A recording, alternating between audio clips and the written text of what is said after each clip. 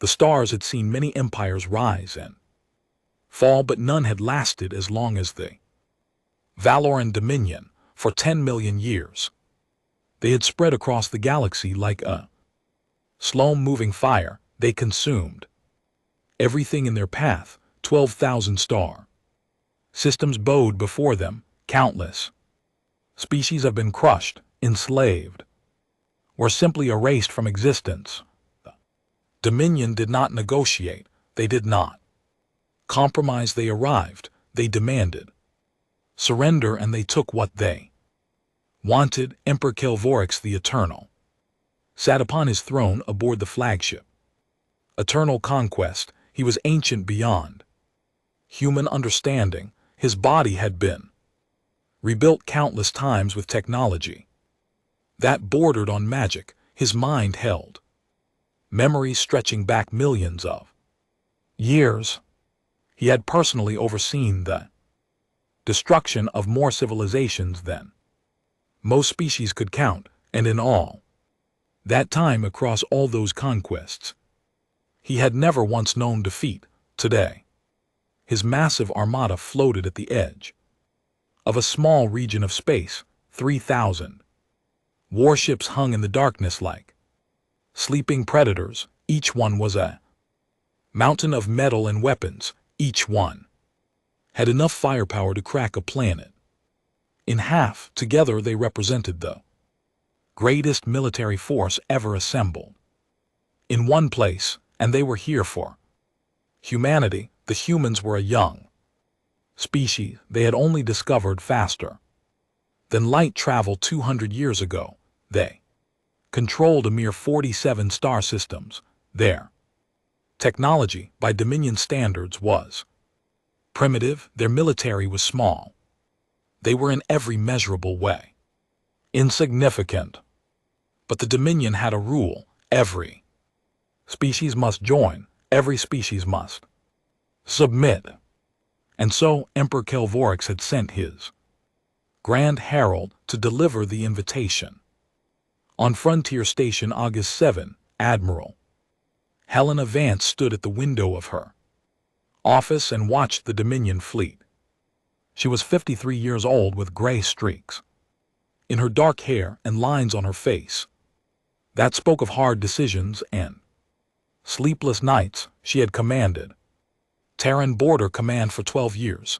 In that time she had watched, she had waited, she had prepared, and now, finally they had come. Her aide entered the room. Admiral, the Dominion Herald shuttle has docked. He is being escorted to Conference Room 7. Vance nodded slowly. Tell him I will be there in 5 minutes. Yes, Admiral. Also, the aide hesitated. Central Command is asking for your assessment of the situation. Vance almost smiled. Almost. Tell Central Command that the situation is exactly what we expected, and we are ready. High ceilings, polished metal walls, a long table made of dark wood from Earth itself. But the Grand Herald was not impressed. He had seen wonders that would break human minds. He had walked through palaces built from crystallized starlight. This room was nothing to him. He stood 8 ft tall. His body was covered in golden armor that seemed to flow like liquid. His face was angular and beautiful in a way that felt wrong to human eyes. When he spoke, his voice filled the room like thunder. I am Vorthon, voice of the Emperor, herald of the eternal Dominion. I bring words from His Magnificence Kelvorix the Eternal, master of 12,000 stars, conqueror of thee. I know who sent you. Admiral Vance said calmly. She sat down at the table and gestured to the chair across from her. Please sit. Deliver your message. Vorthon's eyes narrowed. No one had ever interrupted his introduction before. For a moment he considered killing this woman where she sat, but that would be improper. Forms must be observed. He sat down though the chair was too small for his frame. The Valoran Dominion claims dominion over all inhabited space, he began. This is not negotiable. This is not a request. This is simply the way things are. Your species has been observed. Your worlds have been catalogued, and now your time of freedom has ended.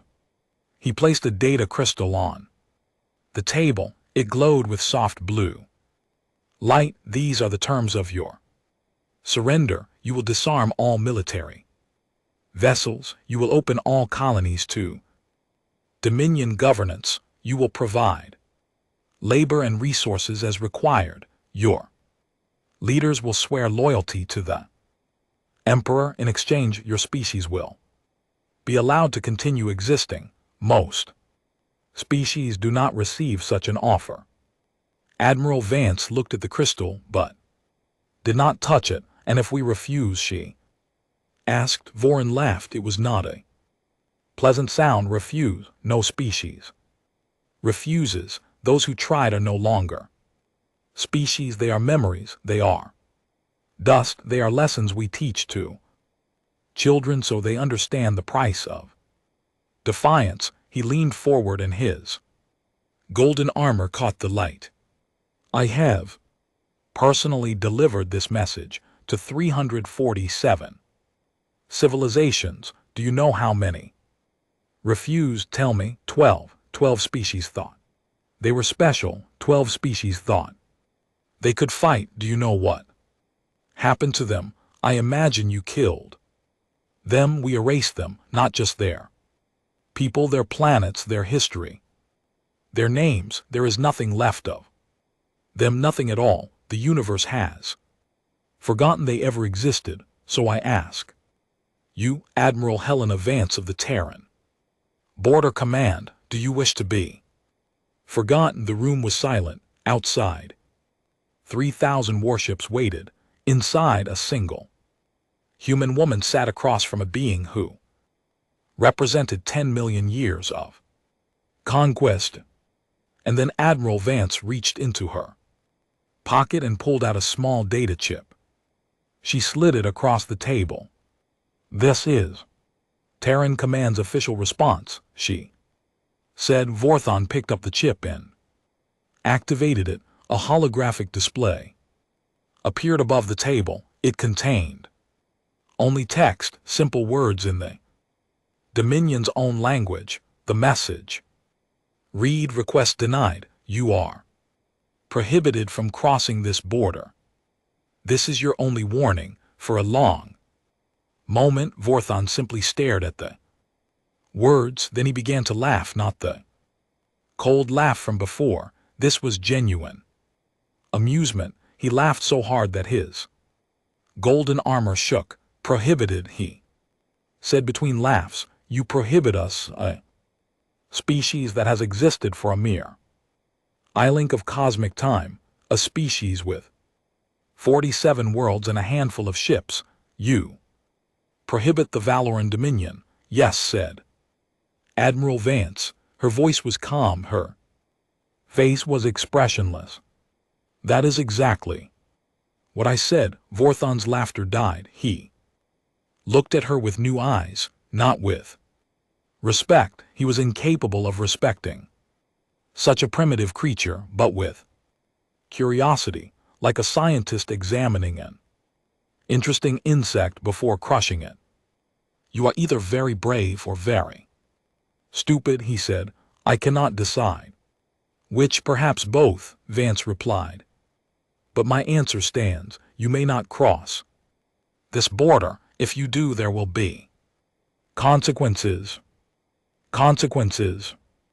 Vorthon stood. His full height was terrifying up close. Let me tell you about consequences, little human.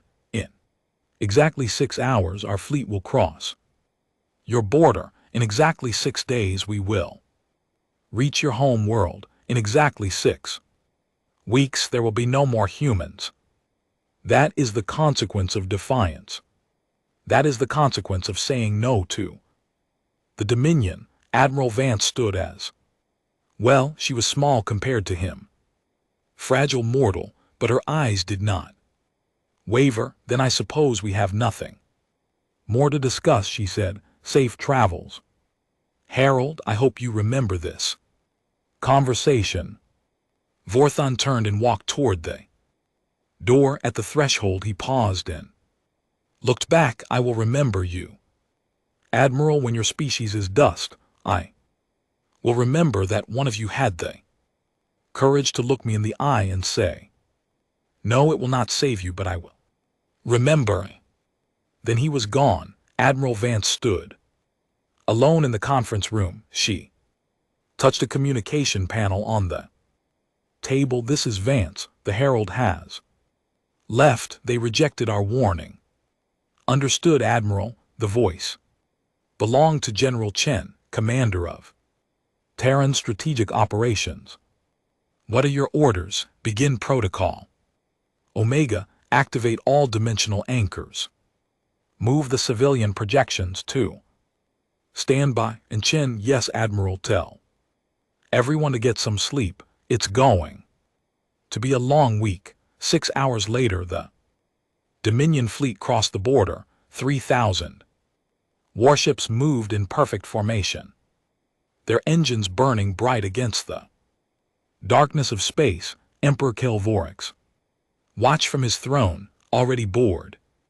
With this conquest, the humans would fall. They always fell. Every species fell as the fleet crossed the invisible line that marks Terran space. Something strange happened.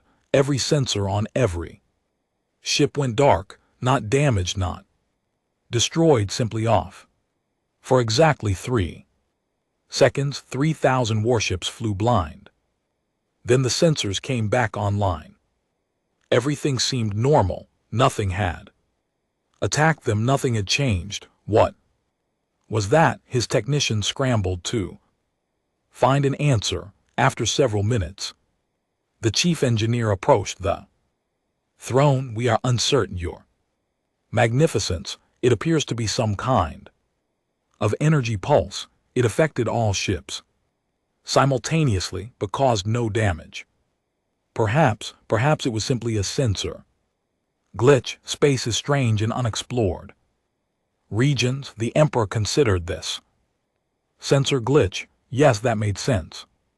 These humans were primitive. They could not possibly have technology that could affect his entire fleet at once. It was nothing a coincidence. Continue forward, he commanded. Full speed to Earth. I want this finished quickly. Fleet moved deeper into human space, and somewhere in the darkness behind them, in spaces between spaces that the Dominion sensors could not detect, something vast and patient began to move. The trap was closing, and the Dominion did not even know it existed. 3 days had passed since the Dominion fleet crossed into human space. 3 days of travel through the void between stars. 3 days of nothing, and that nothing was starting to feel wrong. Intelligence Officer Sira stood on the observation deck of the Eternal Conquest, staring out at the stars. She was different from most Dominion officers. Her species, the Valkyrie, had been conquered 800,000 years ago. They had a gift that made them valuable. They could sense psychic residue. Emotions left marks on space itself, and the Valkyrie could read those marks like footprints in snow. Fear was the easiest to sense when a species faced the Dominion fleet. Their terror burned bright in Siret's mind. She had felt the death screams of entire worlds. She had tasted the despair of billions. It was not pleasant, but it was familiar. Here she felt nothing. No fear, no anger, no desperation, not even the faint background noise of ordinary life. The space around them was psychically empty, silent, dead, but it was not dead. The sensors showed human Colonies on nearby planets, the data said billions of humans lived in this region. They should be screaming in terror right now. They should be filling space with their fear. Instead, there was only silence. Surf turned his footsteps approached. Grand Admiral Fixerin walked toward her, his forearms clasped behind his back. He was the greatest military strategist in the Dominion, a being who had planned the conquest of over 1,000 worlds. His mind was sharp, his instincts were legendary, and right now those instincts were telling him something was very wrong. You feel it too, he said. It was not a question. I feel nothing. Surith replied, that is what disturbs me. Fexerin nodded slowly. I have studied every species we have ever conquered. I know how prey behaves. They run, they hide, they fight, they beg. They do something. He paused, looking out at the empty stars. The humans have done nothing. They said no, and then they simply stopped. Perhaps they fled to where we control the routes out of this region. Our scouts have found no refugee fleets, no evacuation ships, no mass exodus. The Admiral's voice was troubled. They are still here somewhere, but they are not acting like prey. Then what are they acting like? The Xoran was silent for a long moment. When he spoke, his voice was barely above a whisper. They are acting like predators, waiting in ambush. The thought hung in the air between them. It was ridiculous. Of course, the humans were primitive. Their technology was inferior. Their military was tiny. They could not possibly be a threat to the Dominion fleet. And yet I will speak to the Emperor. Terran said, perhaps we should slow our advance, send more scouts, investigate these anomalies. But Sith knew even before he left that the Emperor would not listen. Kael'Vorax had ruled for 10 million years. He had crushed every enemy he had ever faced. He did not believe in caution. He did not believe in fear, and that she realized might be the most dangerous thing of all. The Emperor did not listen. Anomalies. Kael'Vorax laughed from his throne. Empty sensor readings. Silent. These are not threats, Admiral. These are the signs of a beaten enemy. The humans know they cannot win, so they hide like rats in a burning building. We will find them. We will crush them. This is not complicated. Theron stood before the throne, his 4 hands clenched tight. He had served the Emperor for 300,000 years. He had never questioned an order. But now something in his gut was screaming at him to turn the fleet around. Your Magnificence, I have never seen a species react this way in all my experience. Your experience is not needed here. The Emperor interrupted. What is needed is obedience. We will continue to Earth. We will destroy their home world. The matter is closed. Sire, please.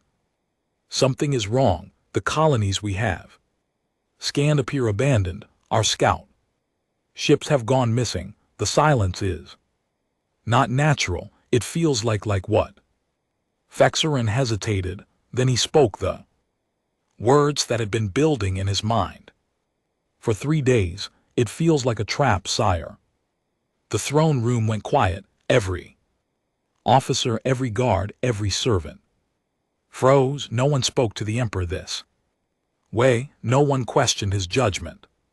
No one suggested that he might be walking into danger. Kael'Vorax rose from his throne. He was tall, even by Dominion standards. His body had been engineered for war over millions of years. His eyes burned with cold fire. You believe that a species of primitives, a species that has existed for a mere heartbeat of time, has somehow trapped the greatest military force in galactic history. I believe something is not right. I believe we should. You believe we should.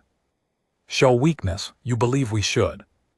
Turn back because of empty space and missing scouts. You believe we should. Fear creatures who are beneath us in every way. No, sire, I simply grand. Admiral Fexerin, the Emperor and LT Unk and GT. Voice was ice. You have served me well for 300,000 years, but fear has made you useless. You are relieved of command.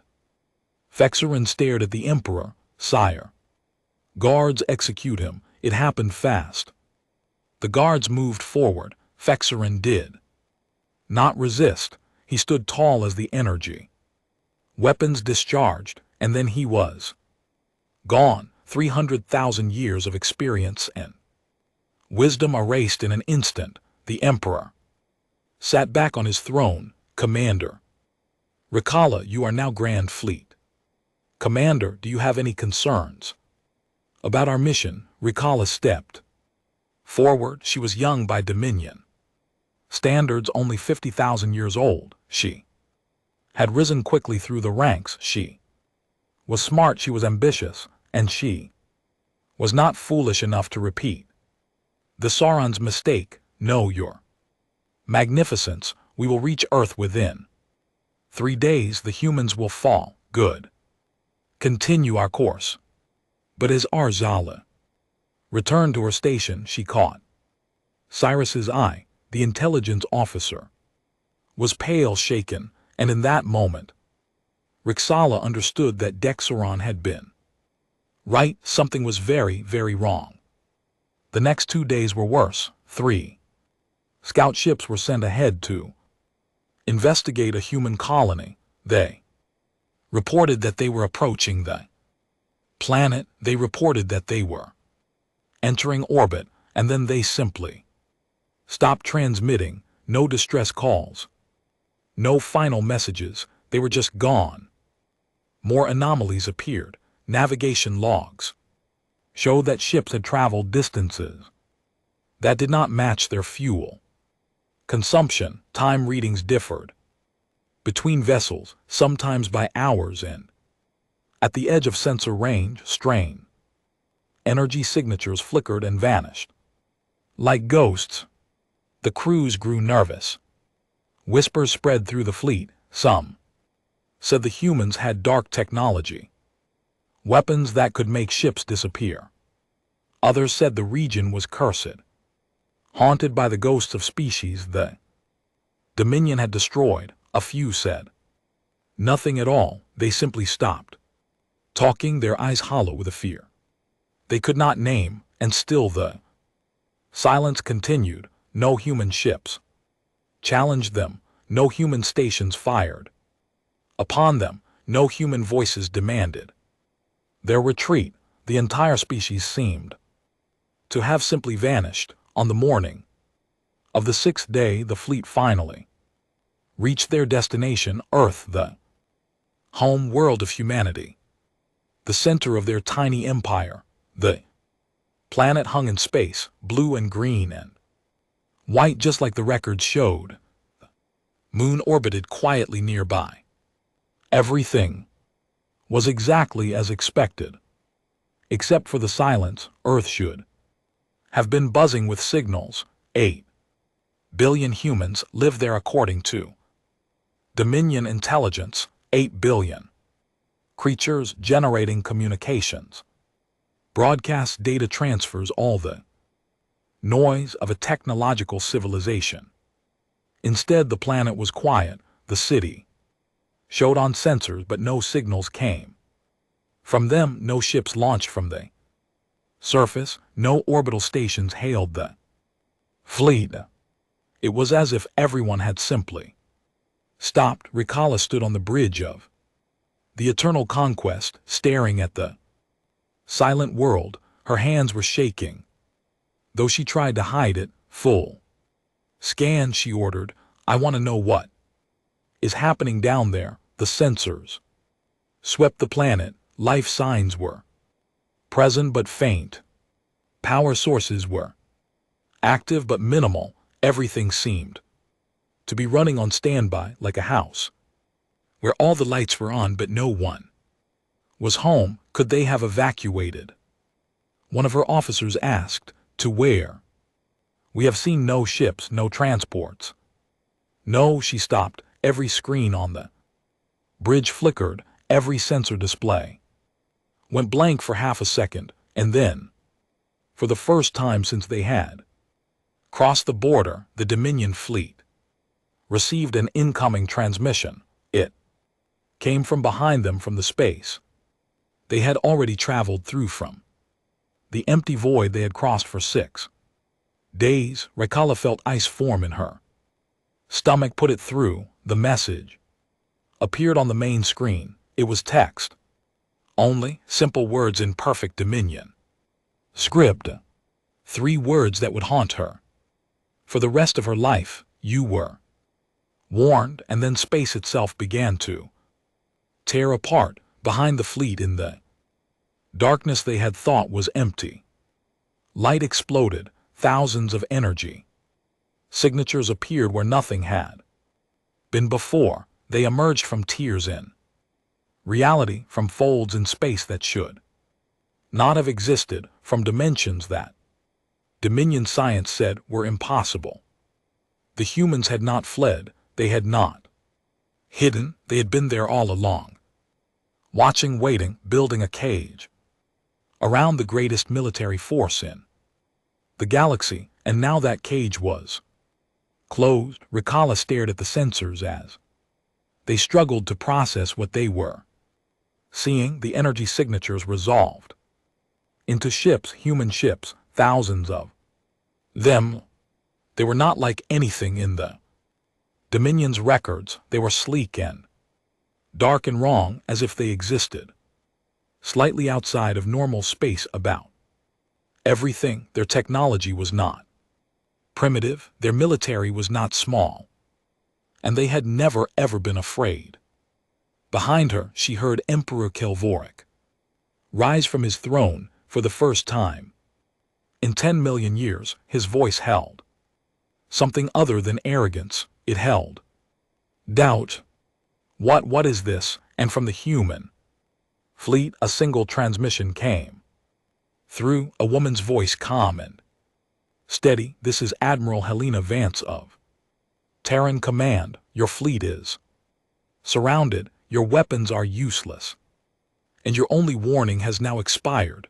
I suggest you listen very carefully to what I say next. The silence was over, and for the Dominion, the nightmare had just begun. Admiral Helena Vance stood on the bridge of the Terran flagship Prometheus. Around her, officers worked at their stations with quiet efficiency. There was no panic, no excitement, no fear. They had trained for this moment for 200 years. Every drill, every simulation, every sleepless night had led to this. The trap was sprung. Dominion fleet was surrounded, and now came the most important part, making them understand. Open a channel to their flagship. Vance ordered. Full broadcast. All frequencies. I want every ship in their fleet to hear this. Channel open. Admiral Vance looked at the view screen. 3,000 Dominion warships hung in space before her, each one a mountain of destruction.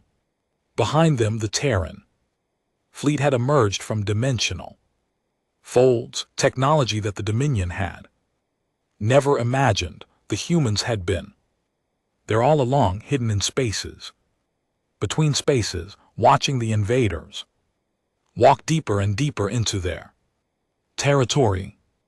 This is Admiral Helena Vance of Terran Command, she said. Her voice was calm and clear. Your fleet is surrounded. You have entered a controlled engagement zone. Your weapons will not function as you expect. Your shields will not protect you, and your only path to survival is to listen carefully to what I say. On the eternal conquest, Emperor Kelvoric stared at the view screen. With fury in his eyes, his fleet. Surrounded, impossible, his weapons.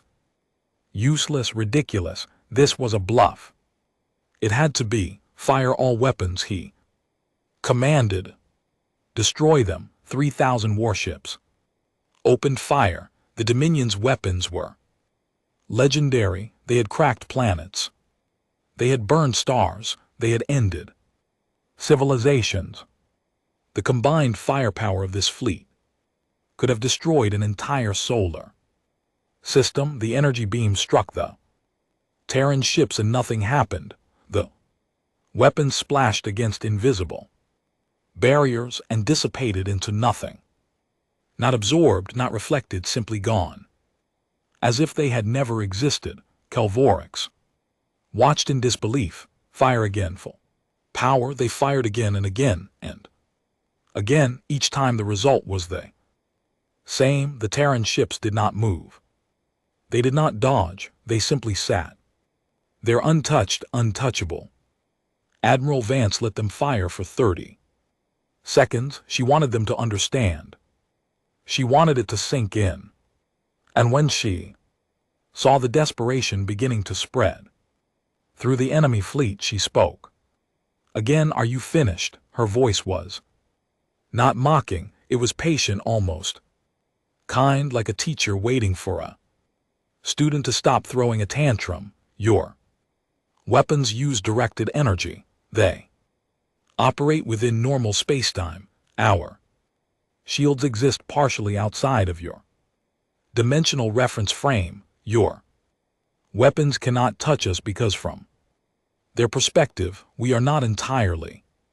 Here she paused, letting the words sink in. Now let me show you what our weapons can do. She nodded to her tactical officer. Single shot, target the ship on their far left flank.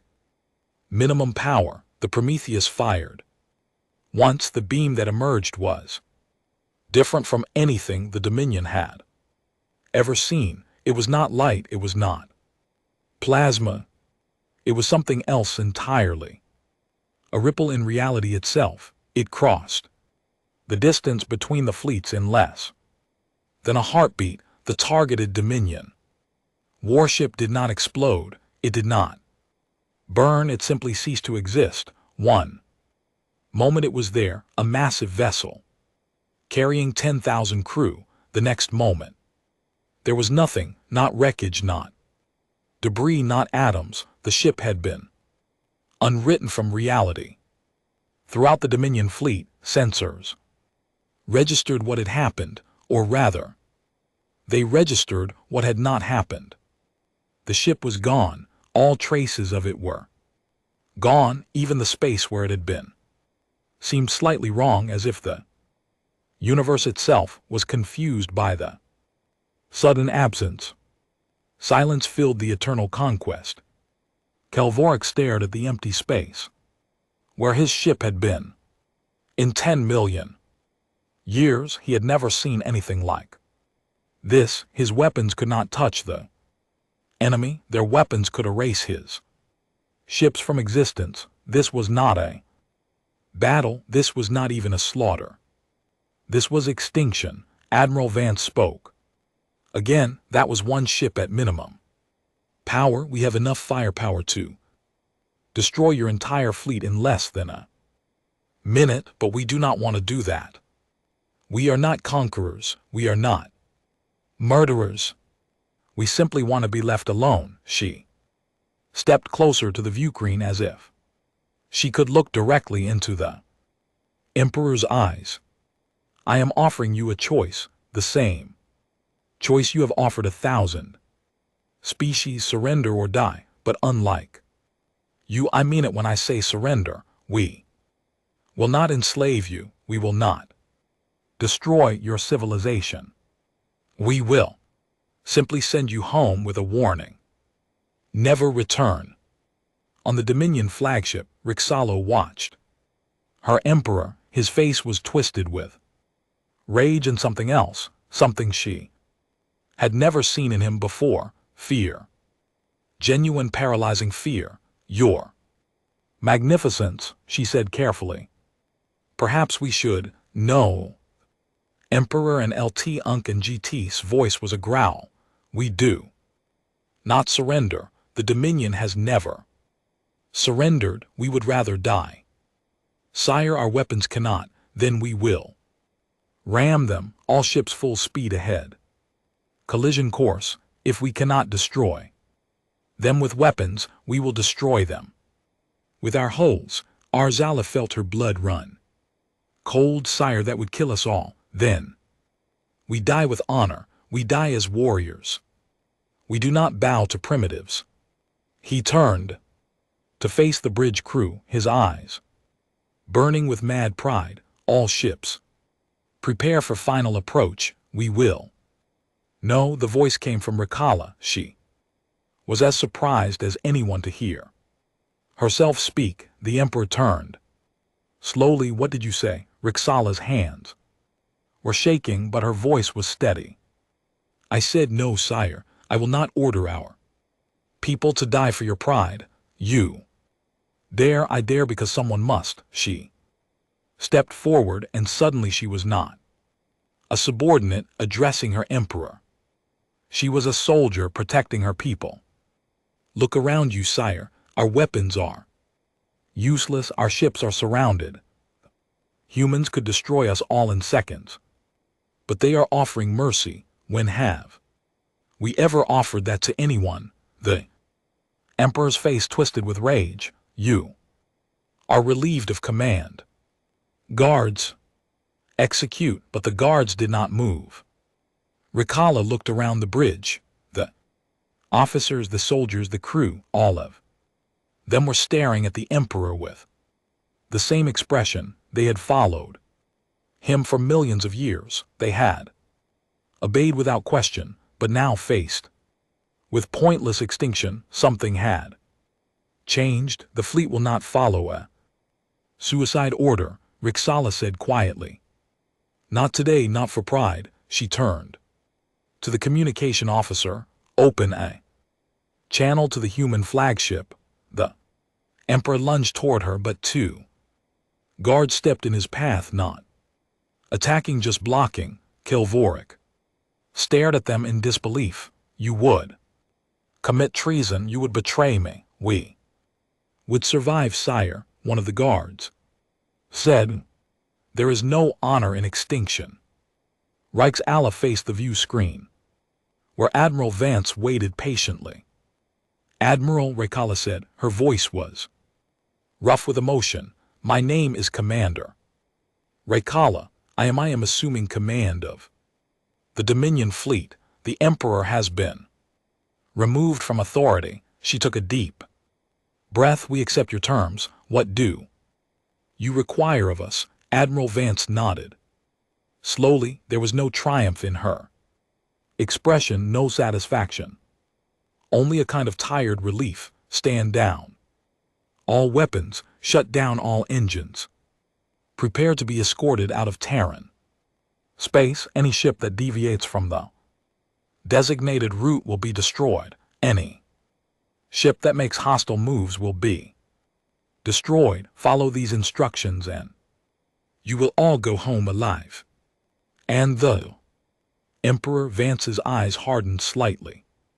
The Emperor will be detained, not by us. By your own people. He has crimes to answer for, not against humanity, but against the countless species your empire has destroyed. There will be a reckoning, but it will be your reckoning, not ours. Rikala looked back at Kalorax, the immortal god. Emperor of the Valoran Dominion, stood surrounded by his own guards, his face mask of disbelief and fury. In 10 million years, he had never been defied, never been defeated, never been held accountable for anything. That era was over. Understood, Admiral Rikala said. We comply. Throughout the Dominion fleet, weapons powered down, engines went silent. 3,000 warships, the greatest military force ever assembled, sat motionless in space, surrounded by an enemy they could not fight, saved by Mercy they had never shown to anyone else. On the Prometheus, Admiral Vance allowed herself a small sigh of relief. They had done it. 200 years of preparation, of hiding, of pretending to be weak, all of it had led to this moment, and they had won without genocide, without becoming the monsters they had feared. Begin escort protocols, she ordered. Guide them to the border and send a message to Central Command. Operation Omega is complete. The Dominion fleet is contained. Her aide stepped closer. Admiral, permission to speak freely. Granted. Why did we let them live? We could have destroyed them all. They would have destroyed us. Vance looked out at the Dominion fleet. 3,000 ships full of beings who had conquered the galaxy through cruelty and force.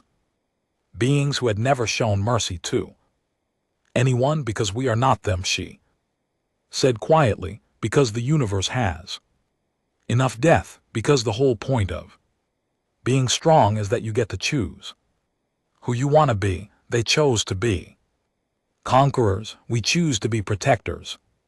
That is the difference. And if they come back, Admiral Vance's eyes grew cold, then we will not offer terms a second time. The Dominion fleet began its slow journey toward the border, escorted by Terran ships that could destroy them all with a thought. And as they traveled, the crews looked out at the human vessels with new eyes, not with hatred, not with anger, with something far more surprising: respect, and perhaps in some small way hope. If these humans could have power like this and still choose mercy, perhaps the galaxy was not as dark as they had always believed. 1 week after the battle that never was, delegations from both powers met aboard a space station that should not have existed. The humans had built neutral station Prometheus in 3 days.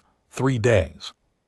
Commander Rick Salala walked through the station's corridors and tried to understand what she was seeing.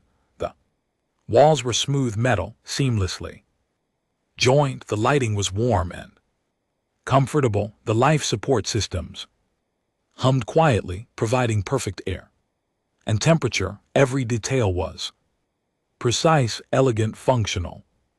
In the Dominion, a station like this would take 50 years to construct with full resources and unlimited workers, perhaps 20. The humans had done it in 3 days, assembling it from components that emerged from dimensional folds like magic, and they acted as if this was normal. Is something wrong, Commander? The human officer escorting her, a young man with kind eyes, had noticed her staring at the walls. This station, Ricola said slowly. How did you build it so quickly? The young man smiled. We had the pieces ready. We have been preparing for a long time. How long? 200 years since we first reached the stars and realized what was out there. His smile faded slightly. We saw what happens to species that are not ready. We decided that would not happen to us. 200 years, the humans had known about the Dominion, had known about all the dangers in the galaxy for their entire spacefaring existence, and they had spent every moment of that time preparing, building weapons, developing technology, creating defenses, hiding. You pretended to be weak, Ricola said. All this time, you let us think you were nothing. We were nothing. 200 years ago, we could not have stopped a single Dominion scout ship. The young man shrugged. So we learned, we grew, we prepared, and we waited for what? For someone to come, for someone to try to conquer us. His eyes met hers. We knew it would happen eventually. We just wanted to be ready when it did. Ricksala thought about all the species the Dominion had crushed over the millennia. All of them had reacted the same way. When the fleet arrived, they had panicked, they had begged, they had fought desperately with whatever they had. None of them had simply waited.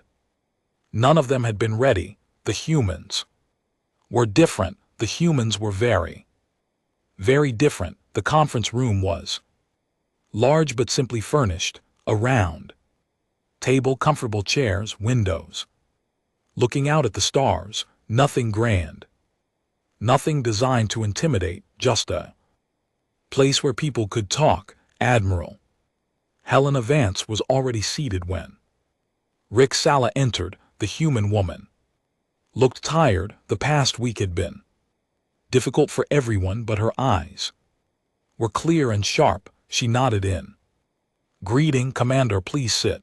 Rick Sala sat across from her. For a moment, neither spoke. They had been enemies. They had nearly fought a war. Now they were here to negotiate peace. It was strange. It was uncomfortable. It was necessary. Before we begin, Vance said, I want to explain something. I want you to understand why we did what we did. Rick Sala nodded. I am listening too. Centuries ago, when we first traveled between stars, we were amazed. The galaxy was vast and beautiful and full of wonders. We thought we would find friends out there, civilizations we could learn from and trade with. Vance's voice grew quieter. Instead, we found graves, empty worlds that had once held life, ruins of civilizations that had been burned to ash, and everywhere we looked we found the same story. The Valoran Dominion, the empire that consumed everything, the force that could not be stopped. She looked directly at Rick Sala. We watched your fleet destroy a species called the Velthani. They were peaceful. They had no weapons. They tried to surrender. Your emperor killed them anyway. All of them. 7 billion people gone in a single day. Rick Sala felt something cold in her chest. She remembered the Vthani campaign. She had been young then, just a junior officer. She had not asked questions. She had simply followed orders. After that, Vance continued, humanity made a decision. We would never be the Velani. We would never be helpless. We would never beg for mercy from beings who had none. We built our weapons. We hid our strength. We prepared for the day when the Dominion came for us. And when we came, we were ready. But here is the important part, Commander. We could have destroyed your fleet. We could have killed 3 million of your people in seconds. It would have been easy. It would have been safe. Many of my officers wanted to do exactly that. Why didn't you? Admiral Vance leaned forward. Her eyes were intense. Because we are not you. Because we watched the Valfani die and swore we would be different, not just stronger, different. The whole point of having power is the choice it gives you. We choose not to be conquerors. We choose not to be murderers. We choose to be better. The room was silent. Rick Sala processed the words. In 10 million years of Dominion history, no one had ever talked like this. Power was for conquest. Strength was for domination. The idea of having overwhelming force and choosing not to use it, it was strange. It was confusing. It was beautiful. What do you want from us? Rick Sala asked finally. What are your terms? Vance pulled out a data pad and slid it across the table. Our demands are simple. First, complete withdrawal from Terran space. Your fleet leaves and it does not return. Agreed. Second, a buffer zone of 50 light years. No Dominion military vessels in this region ever. That is significant territory. It is necessary. Trust takes time to build. Rick Sala nodded slowly. Agreed. What else? Third, the liberation of all enslaved species within 100 light years of our border, you will free them, you will give them their worlds back, you will leave them alone. This was harder. The Dominion had built its economy on slave labor. Freeing those species would cause chaos throughout the empire.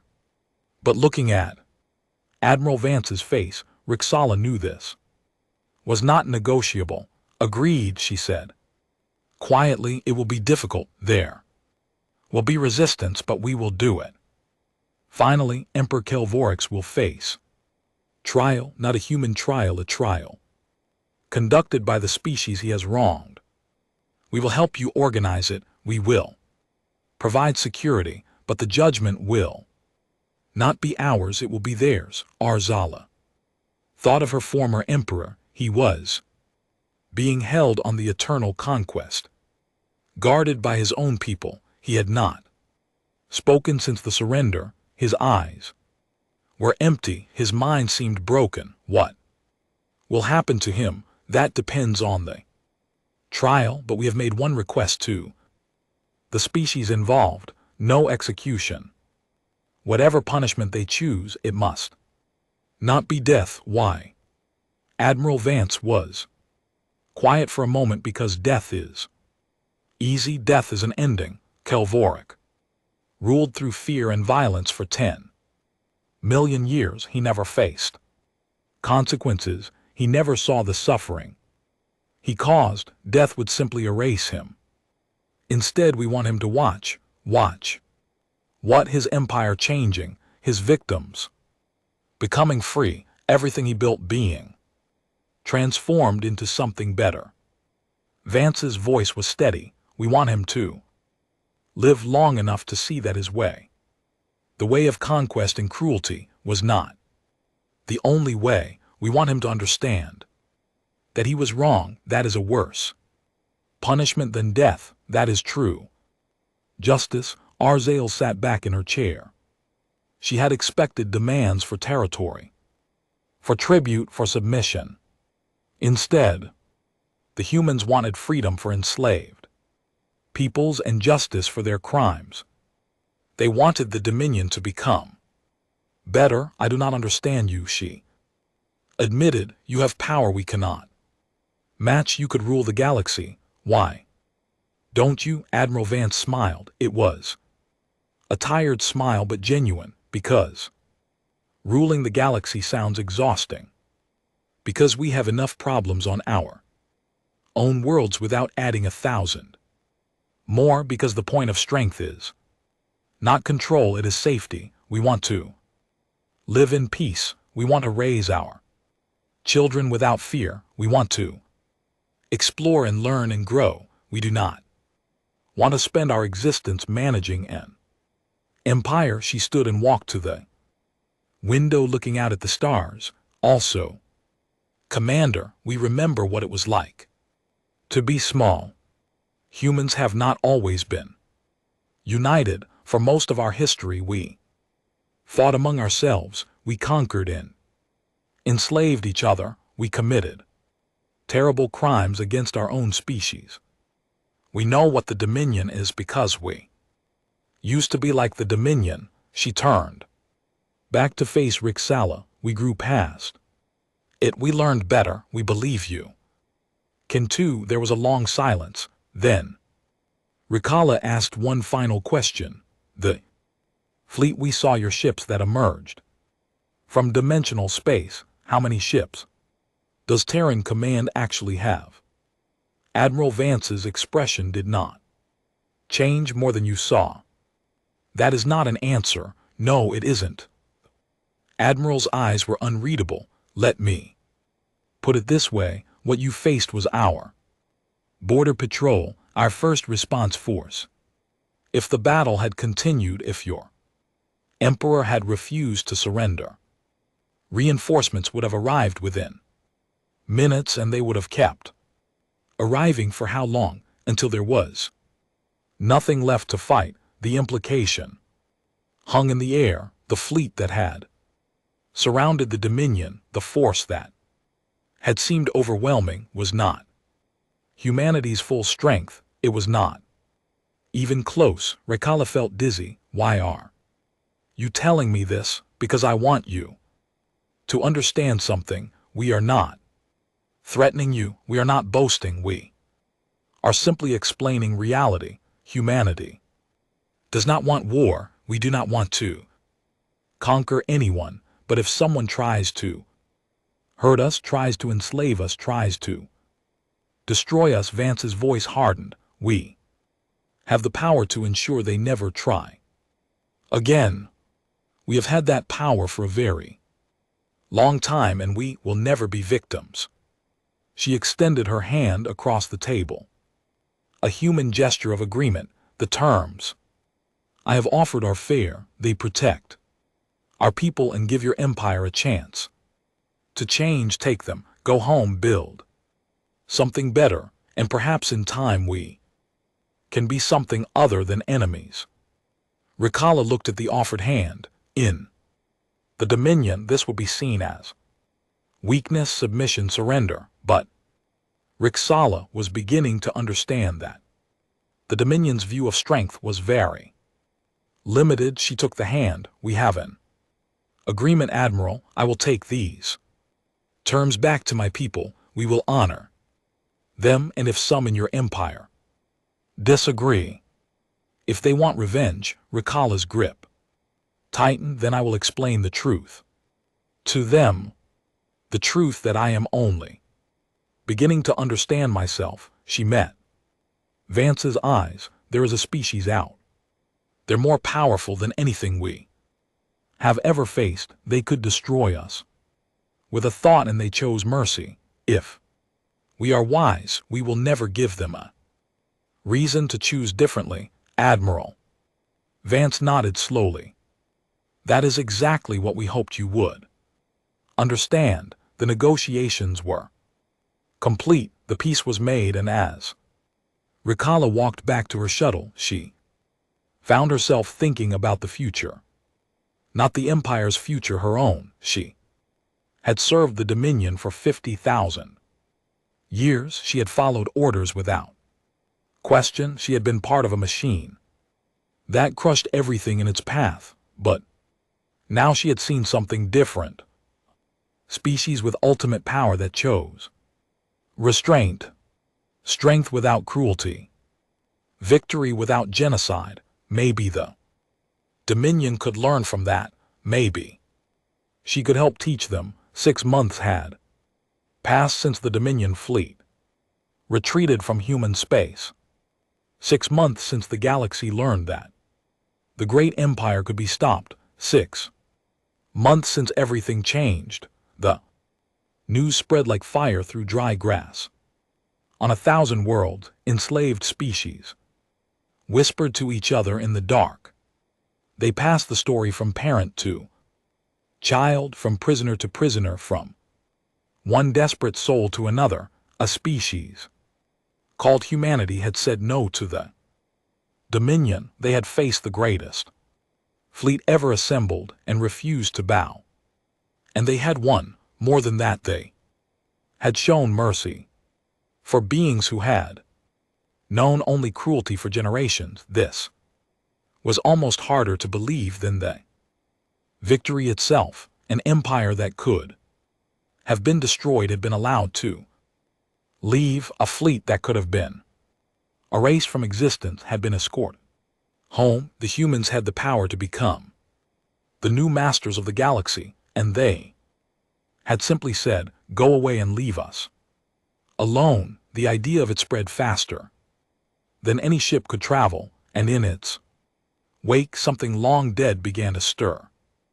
Hope on the throne world of the Valoran Dominion. The trial of Kelvorix the Eternal was broadcast to every corner of the Empire. The former emperor sat in a simple chair in a simple room. No throne, no golden armor, no servants or guards treating him like a god. He was just a being in a chair facing the accusations of a dozen species he had wronged. Representatives from the Valkyrie spoke of their enslavement. The Thrax described the destruction of their home. World the Aryan people thought extinct. For millennia had survivors who emerged. From hiding to tell their story, one by one species came forward to describe what the Dominion had done to them under Kael'Voric's rule. He simply sat and listened, his ancient face blank as 10,000,000 years of crimes were read into the record. When the testimonies were finished, the tribunal delivered its verdict: guilty, guilty of genocide, guilty of enslavement, guilty of crimes against consciousness itself. The sentence was not death. The humans had requested that, and the tribunal agreed. Death was too easy, too final. Instead, Kael'Voric was sentenced to witness. For the rest of his immortal life, he would watch the liberation of every species he had enslaved. He would see the worlds he had burned begin to heal. He would observe the empire he had built transform into something new. He would live long enough to see his legacy crumble and be replaced by something better. On the day the sentence was announced, Raikala visited him in his cell. She had become the leader of the new Dominion Council, a provisional government trying to guide the empire through its transformation. She was overwhelmed, but she needed to see him one more time. "Do you understand now?" she asked. "Do you see what you did wrong?" Kael'Voric looked at her with empty eyes. "I did nothing wrong. I built an empire that lasted 10,000,000 years. I brought order to chaos. I made the Dominion great. You killed billions. You enslaved entire species. You destroyed civilizations that had done nothing to harm you. I did what was necessary. The strong rule, the weak submit. That is the natural order." Raikala shook her head. "The humans are stronger than us. By your logic, they should have destroyed us. Instead, they let us go. They showed mercy. How does that fit your natural order?" The former emperor was silent. "It doesn't," Raikala said, "because your view of strength is incomplete. True strength is not just the ability to destroy. It is the wisdom to know and not to. The humans understand this. We are only beginning to learn." She turned to leave, then paused at the door.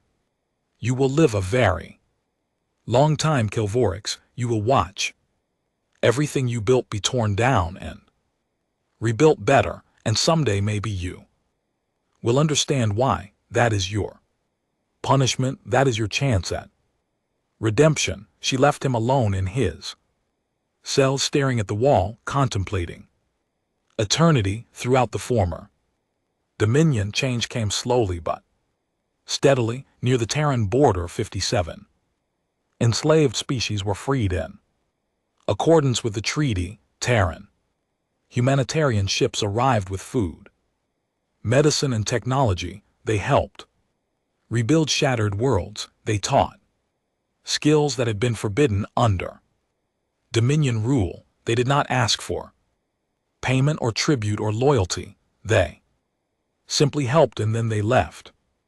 One of the freed species, the Vellani, thought extinct for 2 centuries, had survivors.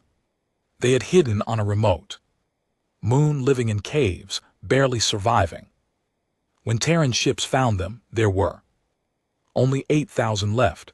8,000 beings, the last remnants of a civilization that had once numbered 7 billion. The humans did not simply rescue them. They gave them a world, a planet within the buffer zone, protected by Terran weapons where the Vithani could rebuild. They provided technology and resources. They offered teachers and advisors, and they made a promise no one would ever hurt the Vellani again. The leader of the Vellani survivors, an old female named Kira, asked the Terran ambassador a question. that had haunted her for 200 years. Why do you help us? We are nothing to you. We have nothing to offer. Why do you care? The ambassador, a young woman with dark hair and gentle eyes, smiled sadly. Because we remember, she said, long ago humans did terrible things to each other. We had our own empires, our own conquerors, our own victims. We know what it is like to be helpless, to be destroyed by those stronger than us. She took Kira's hand. When we reached the stars, we swore we would never let that happen to anyone else, not if we could prevent it. The Dominion thought that made us weak. They learned differently, but the strength we have, the weapons, the technology, the power, none of it means anything if we don't use it to help those who cannot help themselves. You could rule the galaxy, Kira whispered. You could be the new Dominion. We could, but we don't want to. We want neighbors, not subjects. We want friends, not slaves. The galaxy is big enough for everyone. There doesn't have to be an empire. There just has to be understanding. Kira looked at her with eyes that had seemed too much suffering, but for the first time in 2 centuries, those eyes held something other than despair. Can such a thing really exist? A galaxy without conquest? We don't know, the ambassador admitted. But we intend to find out, one freed species at a time, one act of kindness at a time, one choice at a time. On Earth, life continued as it always had. Children went to school, people went to work, families shared meals together. The vast military apparatus that had held off the Dominion folded back into its hidden dimensions, waiting, watching. But on the surface, in the cities and towns and villages, ordinary humans lived ordinary lives. Admiral Helena Vance retired from active duty. She had done her job. She had protected humanity. She had shown that strength and mercy could coexist. Now she wanted rest. She bought a small house by the ocean and spent her days walking on the beach, watching the waves, thinking about the future. Sometimes she looked up at the stars and wondered what the Dominion was becoming, whether the peace would hold, whether the galaxy would change. She hoped so. She had to hope so. Because the alternative, another war, another cycle of conquest and extinction, was too terrible to contemplate. One evening, as the sun set over the water, her communication device chimed. Message from Terran command. She almost ignored it. She was retired. Someone else could handle whatever crisis was brewing, but curiosity got the better of her. She opened the message. It was from Commander Ricala, the former enemy, the new leader of the Dominion Council.